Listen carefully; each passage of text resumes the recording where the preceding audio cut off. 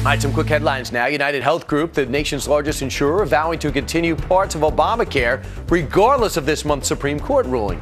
The cops already training for the Democratic National Convention over in North Carolina this September. The cops volunteering say it's hectic, but worth it. That's what I said about my weekend.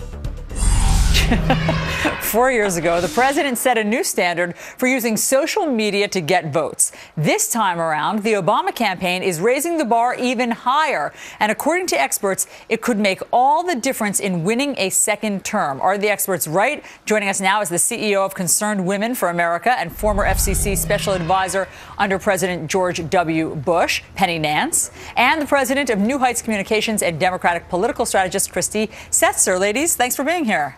Thanks for having us. All right, there's an article in Politico that says that the Obama campaign is apparently engaged in technology and in this data mining in a way that is unprecedented, unlike anything any other candidate has ever done. They know so much information about every voter, our age, our income, where we live, our interests. Christy, will this help tilt the scales towards President Obama winning a second term?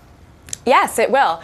Listen, the thing to remember is that running for president is essentially a gargantuan organizing task. You're trying to reach tens of millions of voters, many of whom no longer watch television or speed through commercials, and most of whom are not interested in politics. So the way that you do that is you reach them where they are. And the Obama campaign has been incredibly successful at finding these online users, whether they are somebody who chats with friends on Facebook or whether you're someone who puts up recipes on Pinterest.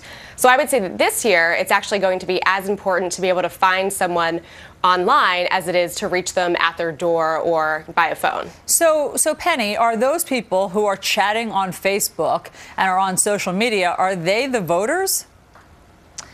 Yes, some of them are, most of them are, but you know, what you've got to understand is data mining is not new technology. Target's been doing it for years. There's all kinds of information out there and both sides have it. I actually have seen it being used by the other side as well. They weren't necessarily bragging to Politico about it, but I know Romney's people have it. But the bottom line is, it's a way to get out the message. You have to have a way to get out the message, and people have to like your message once it's actually out. And the problem for this president is people don't like the message. They don't like $15 trillion in debt. They don't like the federal power grab for our health care system. They don't like energy insecurity. They don't like unemployment.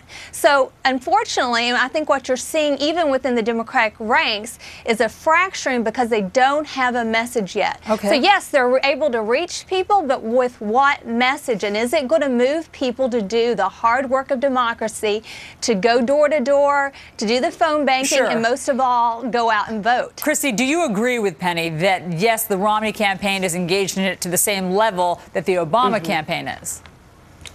No, I don't. And the important thing that you need to remember is that not only are these people voters, it's not just young people who are using social media anymore. In fact, the number of people that have been on social networking sites has doubled since 2008 alone. And the average person using them is actually skewing older. So the average person is over 35. You know, take your average Pinterest user. It's actually a middle-aged woman from the Midwest. So I certainly agree with Penny that the message matters, but what the difference here is that you're able to target your message so much more, make your message so much more tailored for the person who's using a particular site. Sure, and that's what's interesting is that they're not just getting their message out, they're getting your information in. Penny, it's a little Big Brother.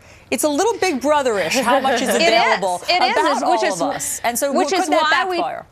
Which is why we teach our kids to be more careful. But the truth is that companies and campaigns have all kinds of information about us. And if you don't want them to have it, don't shop on the internet. But people, they do have it. Both sides have it. But the bottom line is, of course, Allison, who shows up on Election Day and who has the real zeal for their candidate. I think Wisconsin was instructive on who has more intensity right now. Of course, it's a long way from November, and a lot can happen between now and then. And Concerned Women for America has got a whole She Votes campaign to get out conservative women. Don't complain, go vote. Gotcha. Penny Nance, Christy Setzer, thanks so much for coming in for the debate. Thank you. Thanks for having us. Coming up, he's